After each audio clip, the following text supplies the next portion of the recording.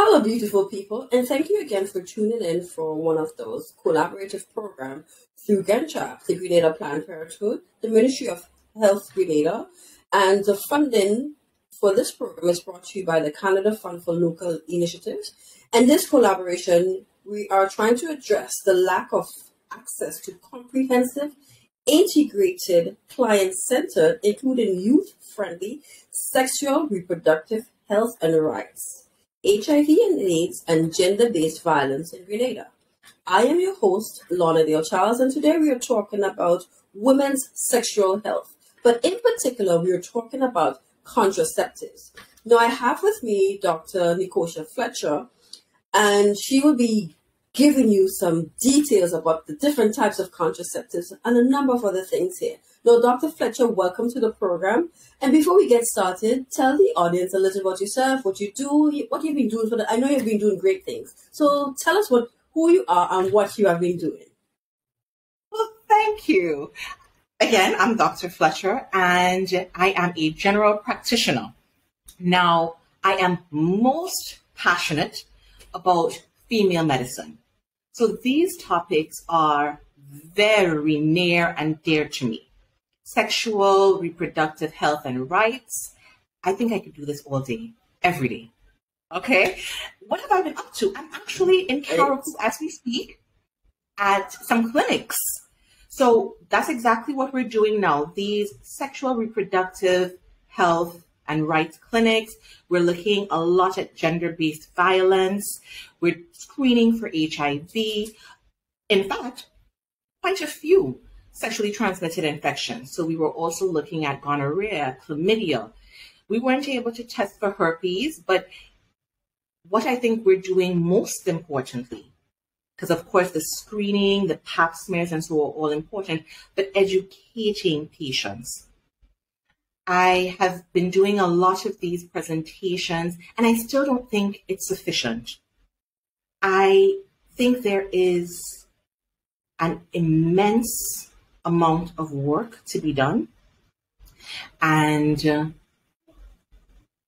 we're here in Carriacou now. We're starting very early in the morning. We're going on till late at night, but the team is prepared to reach as many people as we can in the time that we have here.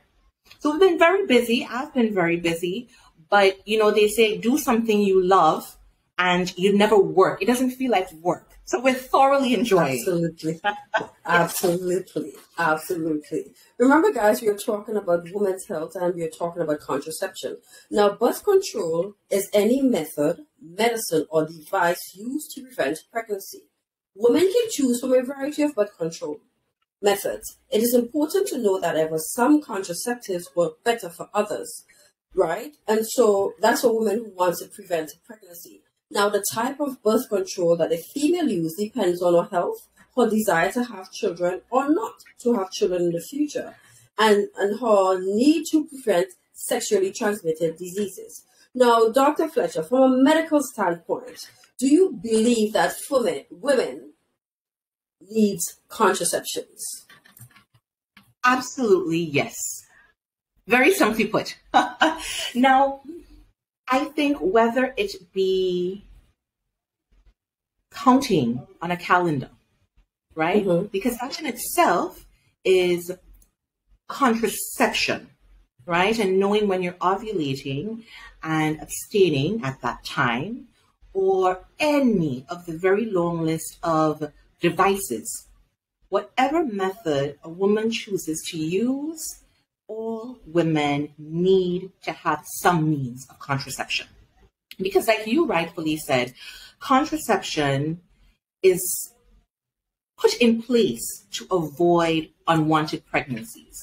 And I think all women, and we go back to the rights, all women need, until they're ready, and not just financially, but psychologically and mentally prepared to be responsible for another life, until they're ready. That's right. Until they're ready to have children. And this is not just her decision, but something to discuss with her partner. Until that decision is being made with all of the information that needs to be taken into consideration, one should practice one means of contraception or another. Absolutely.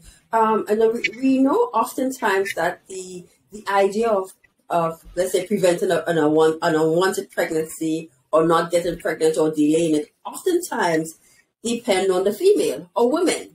So are they contraceptives for male? And if so, what are they? Well, we do have some contraceptives for males, but you find that 90% of what we discuss here is all related to the female. But top of the list, we talk about condoms. Now, we have the very common male condom, but we also have female condoms. So a lot of men will use the condoms, and it's 99% effective. Right. So I encourage that quite a lot. We go out to the clinics and we distribute a lot of condoms. If you come into the clinic, we encourage you to take condoms before you leave. So that's where our men can assist in that regard. Now, of course, we're talking about the spectrum. So in the way of preventing unwanted pregnancies, let's suppose the man we're talking about does not want children, or he already has children and he has sat with his wife and decided not to have any more. Then the end of the spectrum would be a vasectomy. Okay? So we have, like we said, from the condom to a vasectomy, but men can and certainly should play their role in prevented unwanted pregnancies. Okay. So as we're talking contraceptives, I want us to expound on a few of them. Now, I would go through them one by one, and I would ask you to probably tell us what they are, what are the side effects, how effective are they are, and who should and should not use these various contraceptives, right? So the first one that I want to ask you about is the Depo-Provera. Correct me if that pronunciation is correct. Yeah? Yes. So tell us about Depo. Yeah. So Depo-Provera, quite frequently used actually, that is one of our injectables. Now, it contains progestin. So that is the hormone, the only hormone in this injectable. But we administer it and we use a lot of the time the arm of the patient, sometimes the buttocks. But this is given we tell patients 3 months. Okay, it's actually 13 weeks. But you come in, you have your shot. We encourage you to put that into your calendar. So as soon as that expires, that time has come around again, you come back to get that second shot. So it works well. It is 99% effective. And especially for patients who tend to forget to take their pill every day, I always encourage these other methods.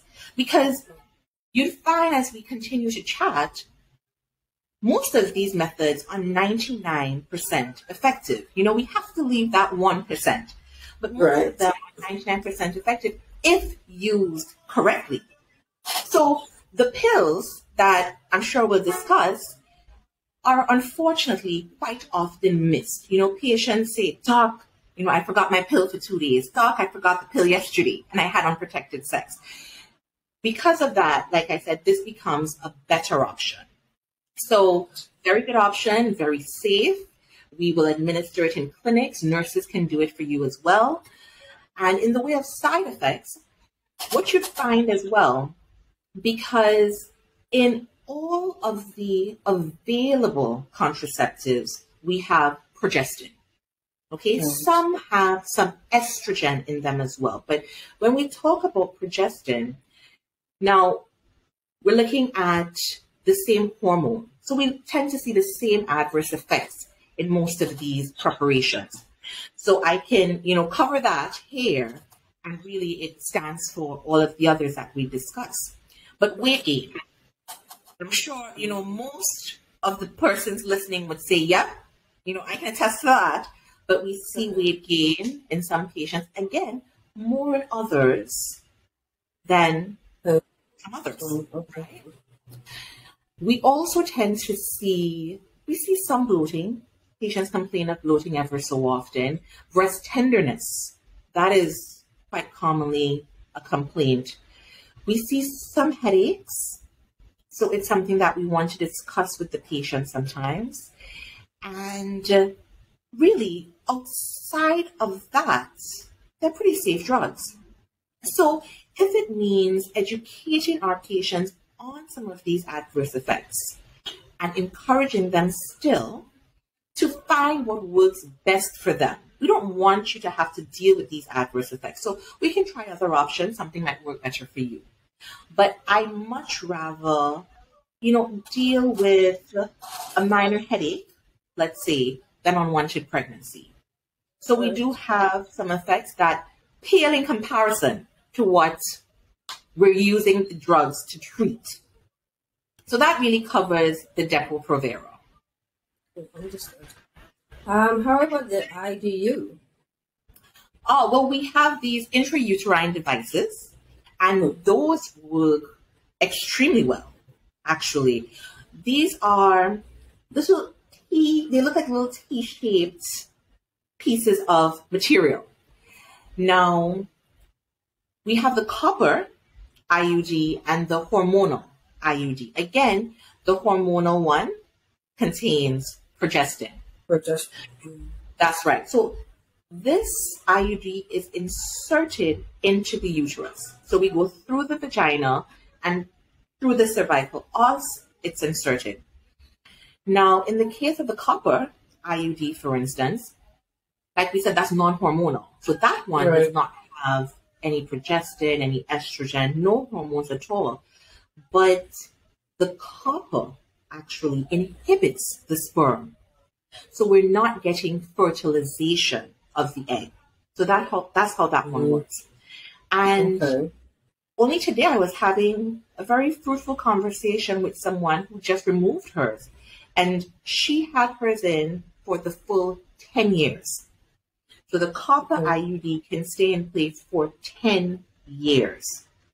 So that is one of them where you really need to sit and make that conscious decision.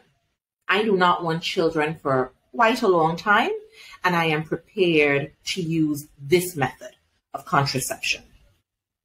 But again, very safe drug. Now, when we compare that to the hormonal IUD, like I said, that has the progestin in it. That lasts half the time. Those last about 5 years.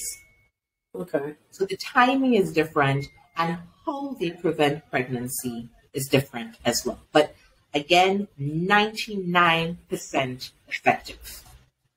A question that comes to mind, you said that person kept theirs for 10 years. What if in somebody else in the initial stages, they say, okay, I don't want to have children for the next 10 years, but somewhere along the line, she decides, hey, she gets married and everything is nice, she and her husband has a discussion and she wants to have children. Can you remove it then, or is it safe? Or the period that it really lasts is up to that 10-year mark? Brilliant safe question. For that 10-year mark?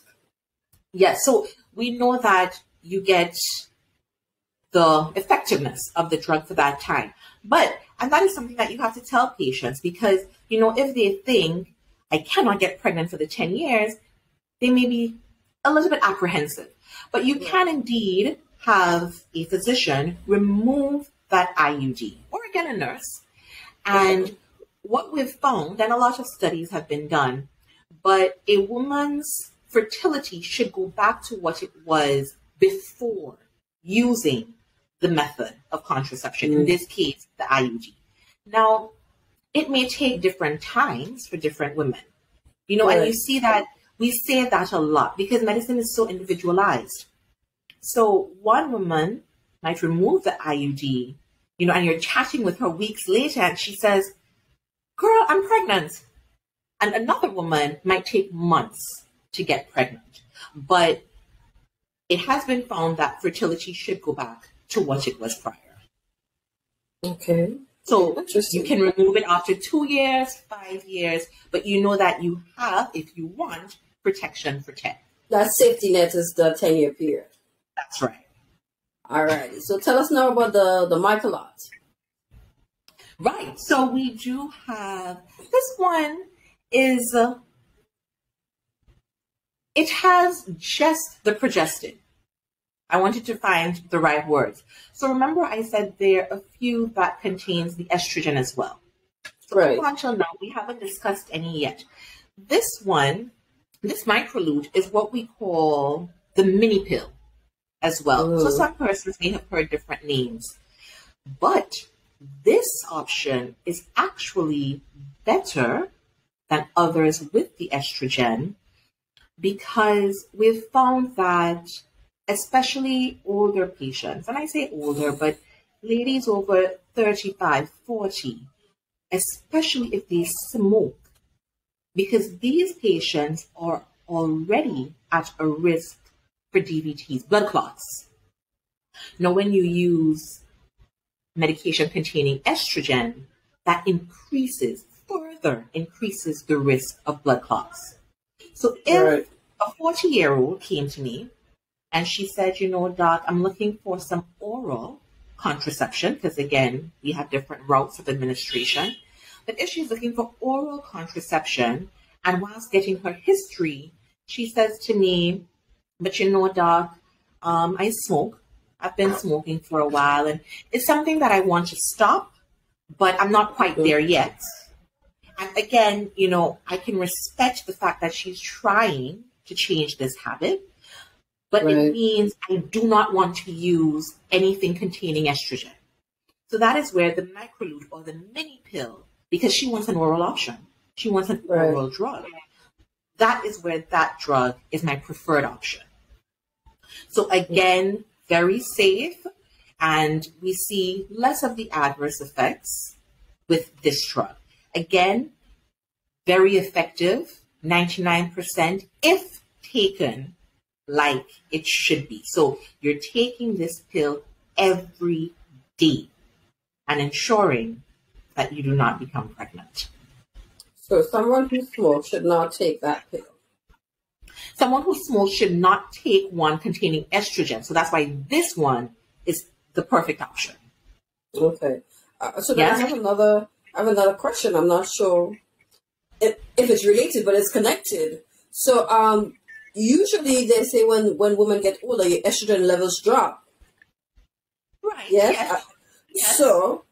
So while your estrogen levels is dropping, why would you recommend that a pill? I mean, let's say a 50-year-old. I don't know if a 50-year-old would want to go on birth control. I don't know. Well, I like that question. I don't know. Because as a certain type of estrogen falls, you're right. A person moving closer towards menopause doesn't need birth control, right? So usually it's the 35, the 38s who still have high enough levels of estrogen. So I actually like that question. But, like we said, because we don't want to exacerbate that problem, we know that they're already prone to these clots, we stay away from giving more estrogen to these patients. Understood. So tell us about, is it the what's it, the microgynon? Right, the microgynon. Perfect. So that's a good segue into this, because we were talking about the Microlute or the mini pill and saying that that is a good option for a 38-year-old smoker who wants some protection. The microgynon, which I think is a great drug. In fact, it's what I think I prescribe most, for young women wanting to use contraceptives and who claim that they can commit to taking this pill every day. Okay. The problem with the microgynon, and I'm happy that they came off one after the other, the microgynon contains that estrogen that we're talking about. Right? So this one is the combined oral contraceptive pill. So we have the progestin that we've already discussed in some of the other methods, and estrogen here. So in most patients, it works well. We see the lessening of periods or the lightening of periods, and that's always a concern for us in persons who bleed quite heavily because of the risk of anemia.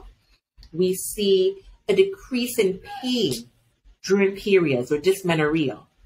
So it works quite well. We use it to treat fibroids. We use it to treat premenstrual syndrome. But as soon as I realize this is an older patient who smokes, I need to look for another option.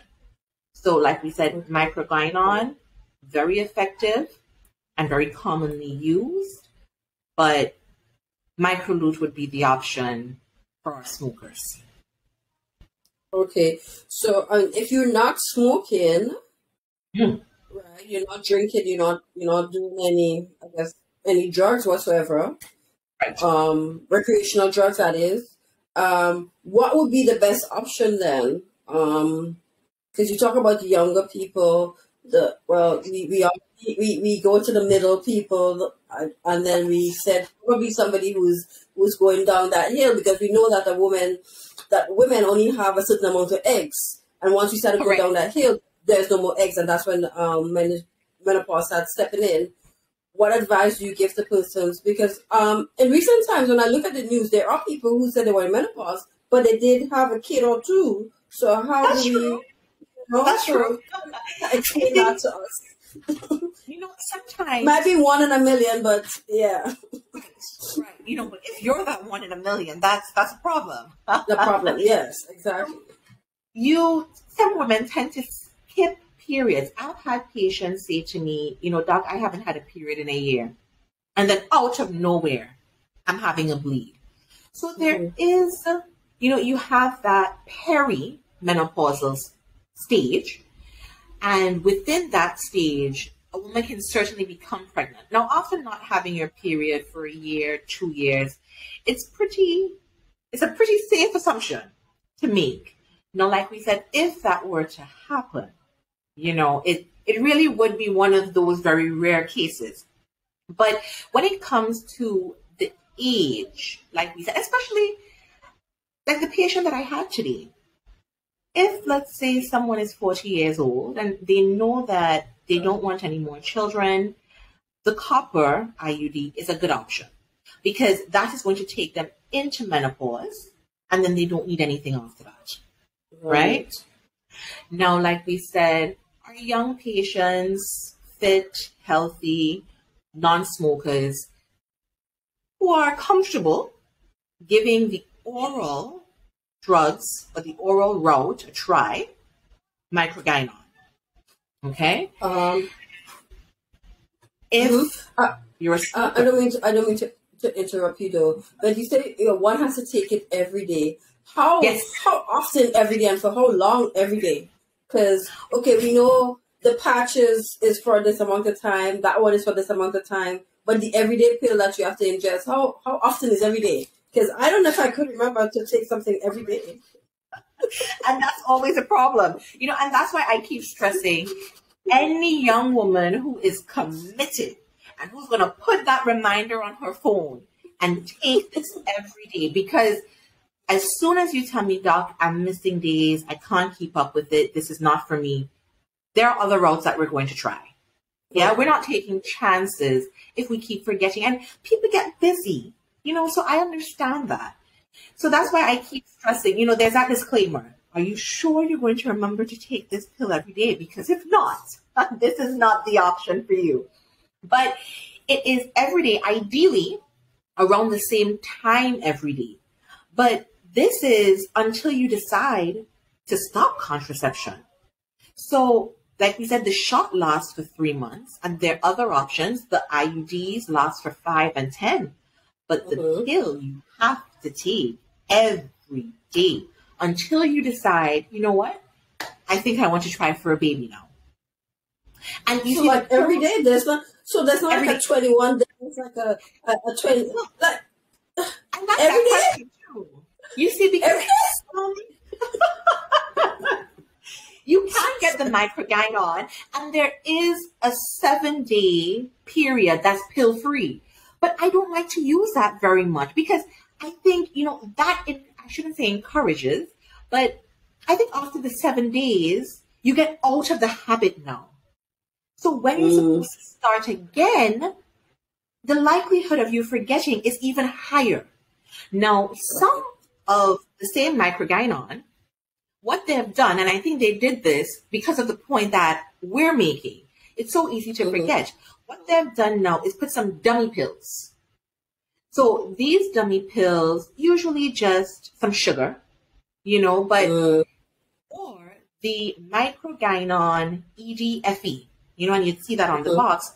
That has a little bit of iron, of course, Fe, iron, in the 7 days, okay, that would have been pill-free. So you're still getting some benefit from taking these 7 days, even if you're taking a break from the hormone, right? But like I said, in that case, you're taking this pill every day. So you have to remember, I have to take my birth control today. I have to take my birth control today. I have to take my birth control today. Because like I said, as much as there is that 7-day pill-free option, I don't suggest it to my young, busy patients. So I'd still give them the option, and it means every day, 365 days a year, you're taking that pill. So that's a lot of work, though. That's a lot of work. It is. And like I said, it means remaining committed to taking this. And I think, that's a marriage, doc. That's like a marriage. You have to commit to this thing every day. Yeah.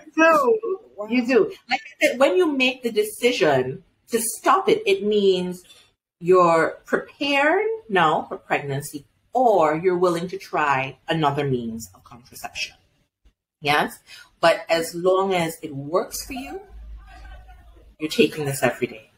So, any side effects? Because this is like every day is not doing something to you, because it means you're not having a period at all, no? Actually, yes. In that 7 days, so the 7 pill-free, or the 7 days where you're taking the pills with just a little bit of iron or so, you can have bleeds within those days. Okay? So, and that's a question that we get all the time. So it is very safe, very effective. The adverse effects are pretty much the same. You have a little bit of weight gain, some headaches ever so often, and maybe this is unbearable for one patient. So I am certainly not making these adverse effects less than they are. It might be a very mild headache for one patient and severe enough that another patient says, I'm never taking microgynon again. Right?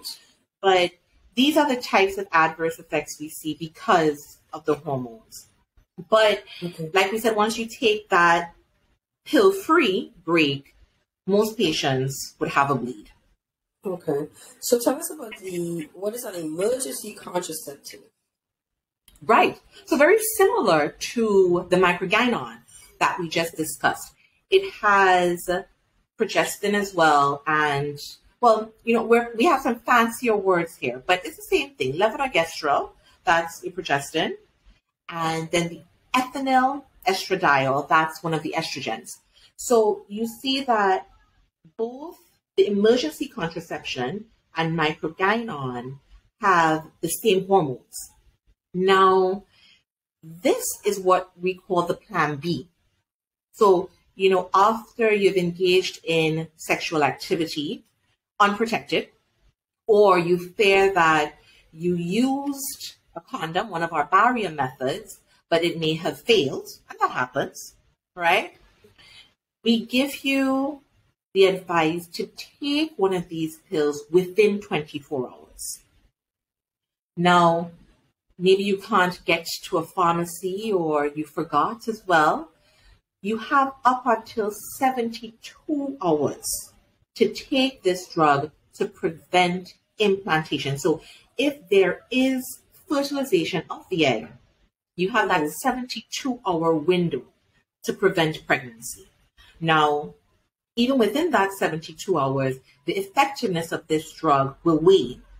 And once you're out of that 72 hours, then there's no effect. Now, you see, I want to be very sure that everybody understands. Smoking pipe. Correct. Yeah. Correct. You must take this within the 72 hours.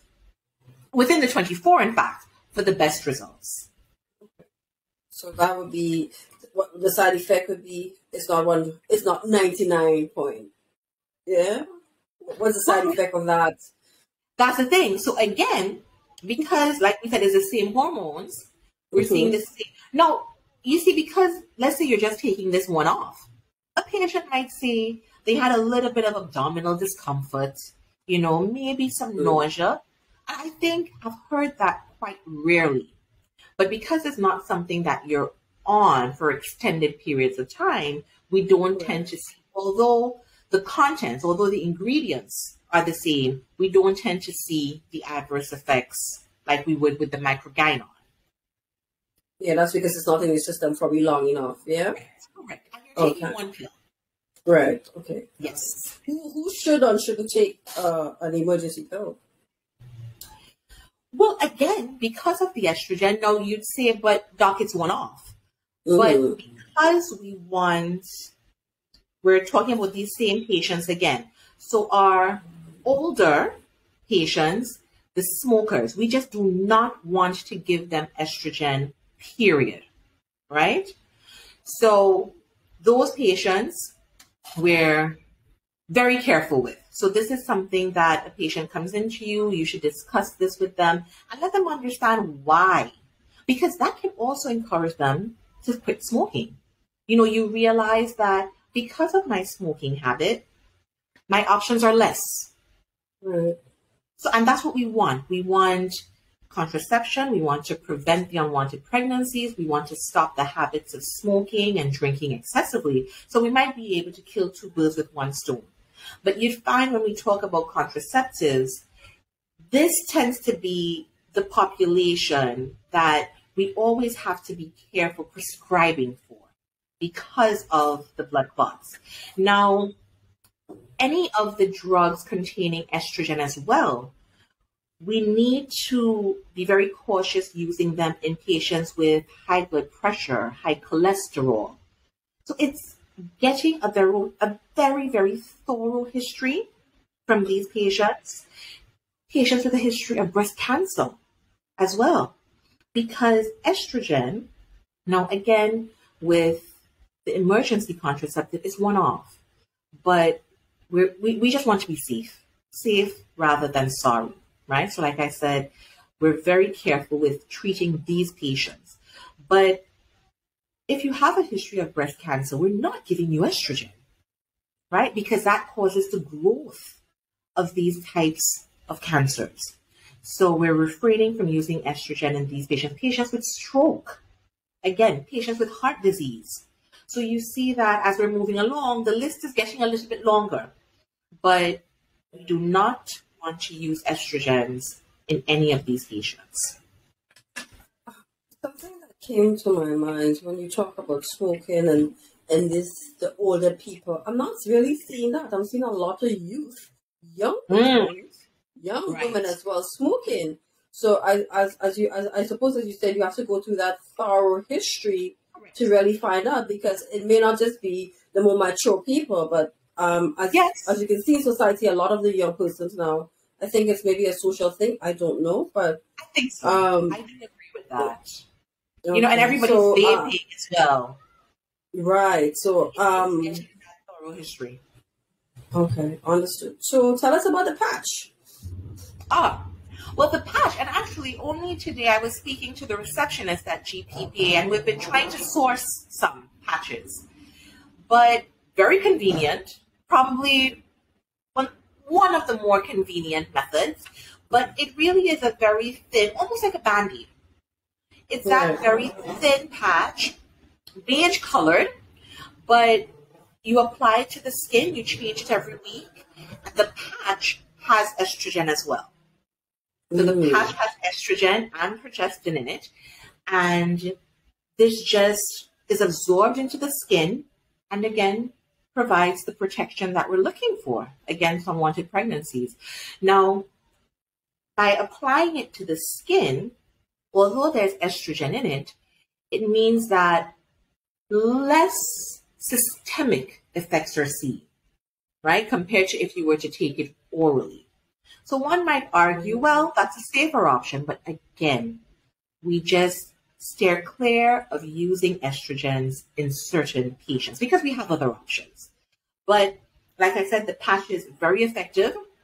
A patient can come in, let's say, and because you change it every week, they might buy a month's supply. So if they got 4, and they can do this themselves, right? Very discreet, and you're getting that protection. So a very good option. So less adverse effects than some of the other options that we've been talking about. And I think once we have it in stock, a lot of people might give that one a try. Tell us about the injectables. So the injectables, well, we've already spoken about the Depo-Provera. The Depo. Which is our main injectable, I'd say. But we also have Norstherat. So that here is a progestin as well. So one of our safer options across the board. Now, what's interesting is that this one only lasts 8 weeks. And I always say, and I hold on to this in practice. Every time I'm prescribing medication for a patient, I say the more drugs you give a patient and the more frequent the dosing of the prescribed drug, the less compliant the patient is going to be.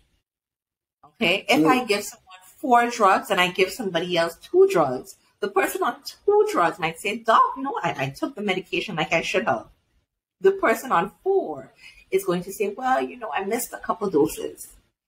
Similarly, if I give 2 patients antibiotics and one patient has to take it 4 times a day and the other takes it once, I know that the patient taking it once has a far greater likelihood of compliance. And I say that to say that although these injectables have fairly equal efficacy, because we find that Norstherat, the effectiveness here is about 97% compared to the Depo, which is 99%. 99. That's right. So otherwise, they're pretty similar.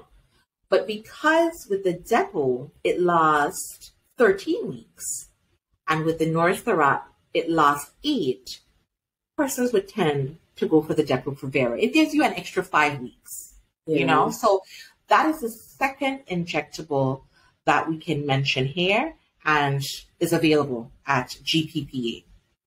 So far, actually, that is, of the options that we've discussed, the least effective at 97%, right? So you see that we're talking about very highly effective drugs, because even at 97%, that drug will give you the protection that you're looking for. Some form of protection, absolutely. Right. Any side effects? Anyone who has any medical condition that may not be able to take it, or no? Actually, this one. Now, of course, if you are allergic to any of these, then you're not taking them. Right? But I'm just adding that in there because I know everybody would know that. So any type of allergy, we're staying away from those drugs. So we have to get that in history as well. Now, of course, pregnant patients, again, you're probably saying, well, of course, doc, if she's already pregnant. But even breastfeeding patients, a lot of women, they start breastfeeding and they say, I don't want any more children. But ideally, you don't take these whilst breastfeeding. We haven't seen significant adverse effects, but we don't want that because it will get into breast milk. So we ask patients, and when it comes to the injectables, we usually say actually maybe about 4 to 6 weeks after pregnancy, after delivering, let's have that conversation. Right. Okay, let's look at the options. But until then, but remember, you're supposed to abstain for at least 6 weeks. For 6 weeks, exactly. Right. There you go. So now, for anybody who does not want to follow that rule, then we hope that they use the barrier method. So they use condoms and so. But It is a very good option. And like I said, despite the 97%, we've seen very, very good results with this injectable. All right, so I guess you just mentioned that one of the other, which is condoms. I mean, most people are familiar with condoms, but Yes. what are condoms? I mean, we go through it's used for this, it's used for that, da da da da. The side effects. So tell us. I mean, because I think that's what the most method that people probably would use. And again, we probably leave it up to the men because I'm not sure that the female condom is very popular.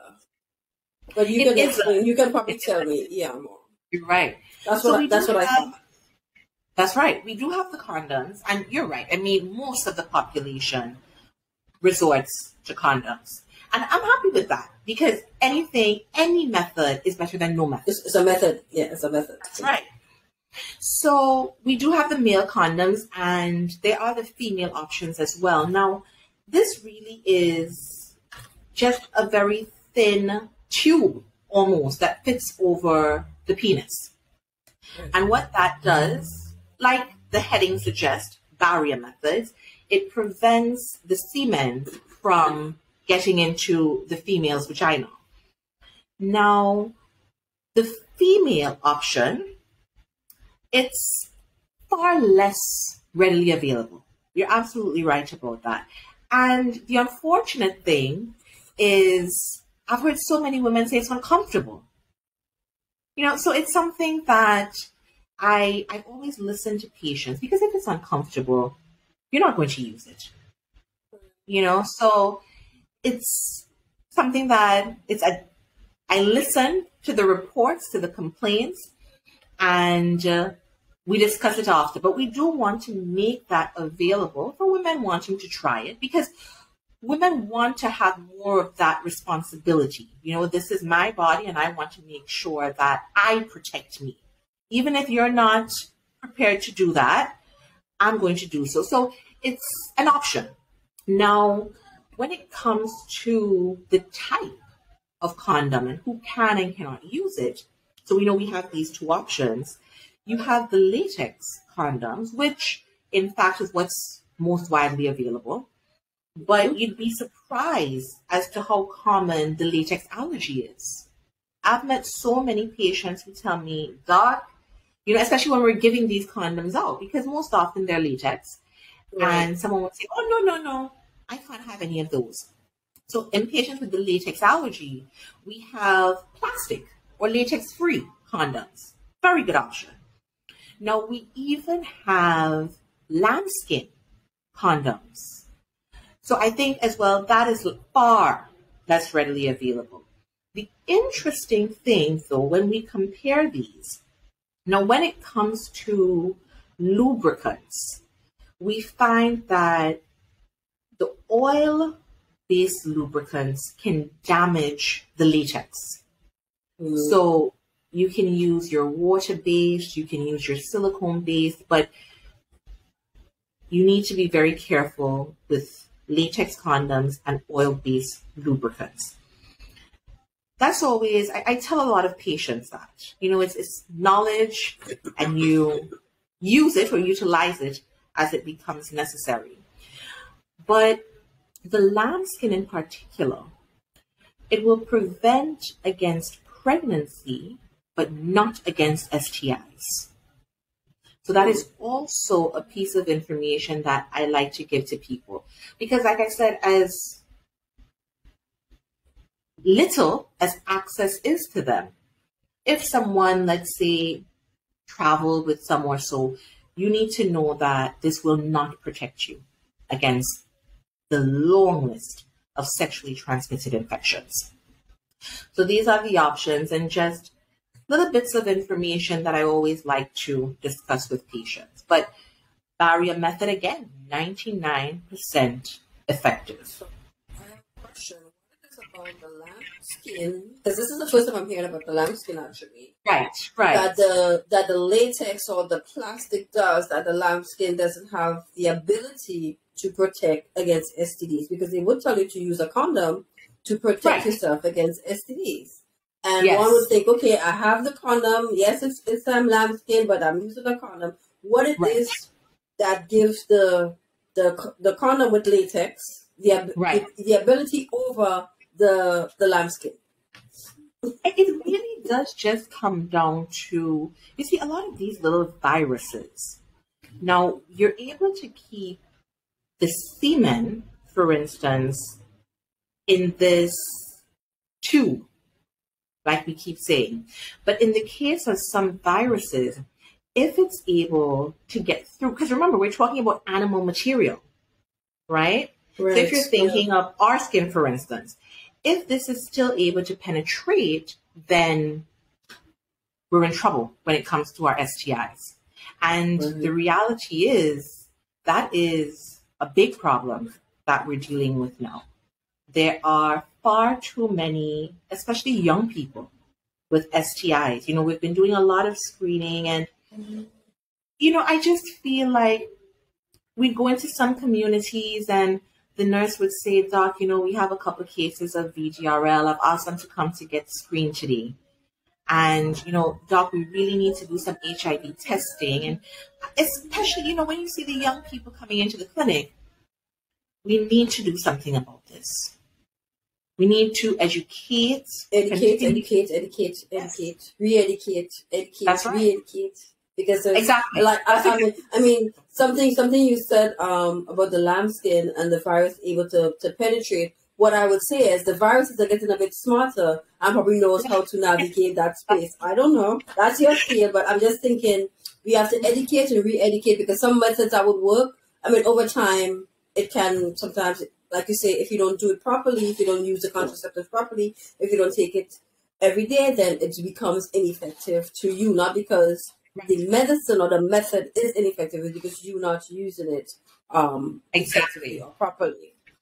Yes. Right? So I want you to talk to us about birth control implants, how it works and whether it is safe to use. Right. So this is one that I was completely sold by.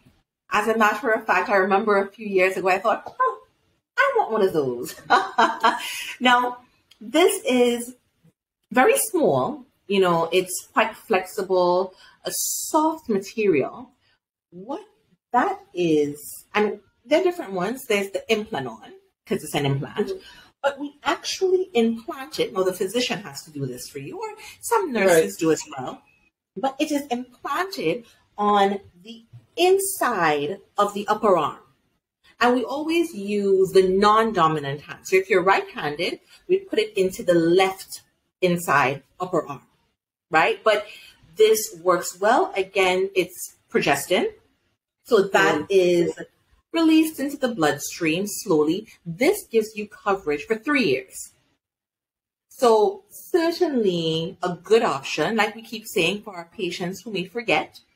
And you don't have the 5 or the 10 years. But again, you know, even knowing that you have protection for 5 or 10 years, like we already said, nothing's stopping you from removing it 2 or 3 or 4 years in.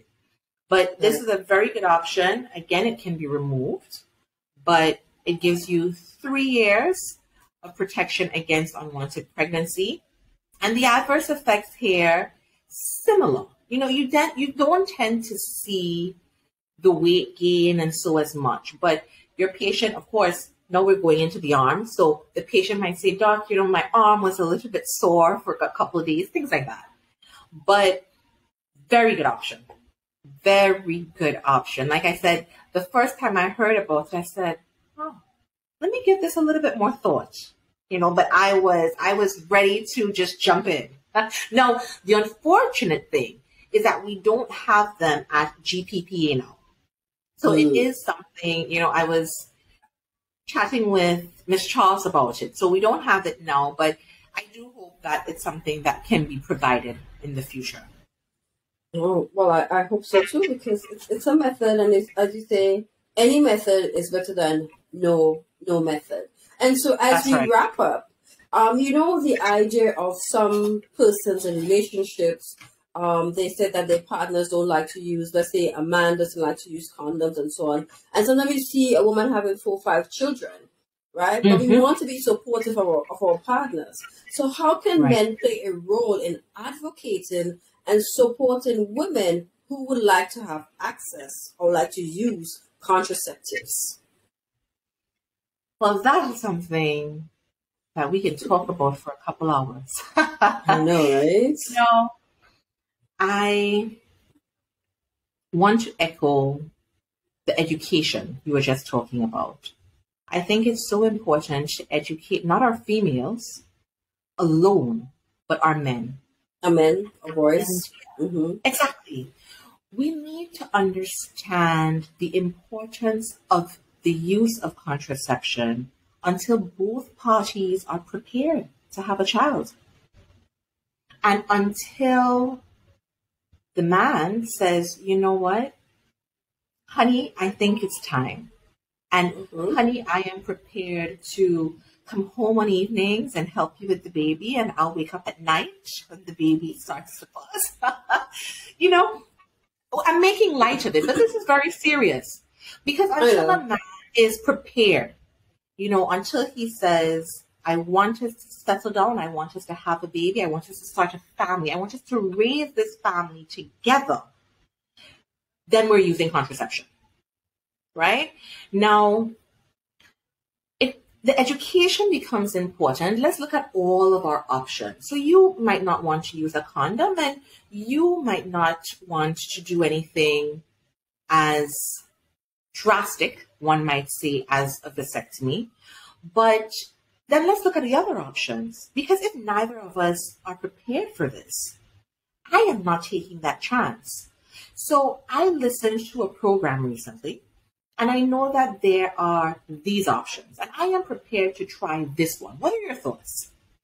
And if this male would want to go to a doctor and chat about it as well, that's good, because it means he cares enough to do that.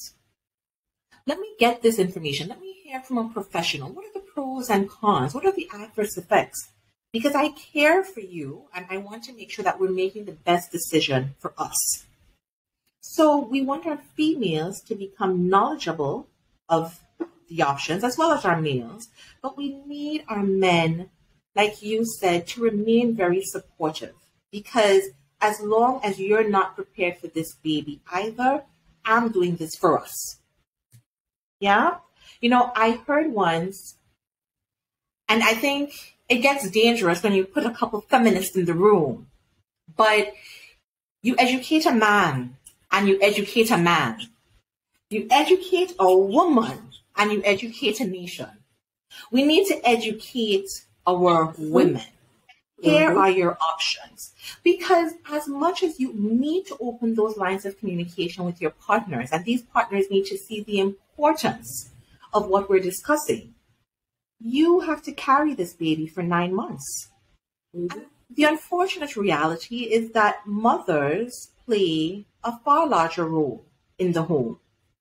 So I don't want our independent women saying, well, I'll make this decision myself then. I don't want that. You know, I'm not encouraging that. No, we're not going to encourage that. No, we're not. We want dialogue. We want to encourage dialogue, and we want supportive men who are advocating for contraceptive, not just for their partners, but for their sisters and their cousins. We want everyone to understand the importance of contraceptives, the importance of using contraception until you deem yourself fit not to. And that would mean you're prepared to start and raise a family. Absolutely. Absolutely. Thank you so much, Doc. I think this was a very informative discussion. I don't know if it's because if it's a female power here, but that's remember, right. guys. Remember, guys, this program is brought to you by GreenChop with the collaboration with the Grenada Planned Parenthood, the Ministry of Health Grenada, and the Canada Fund for Local Initiatives. Thank you so much, Dr. Fletcher, and I will see you soon. Here?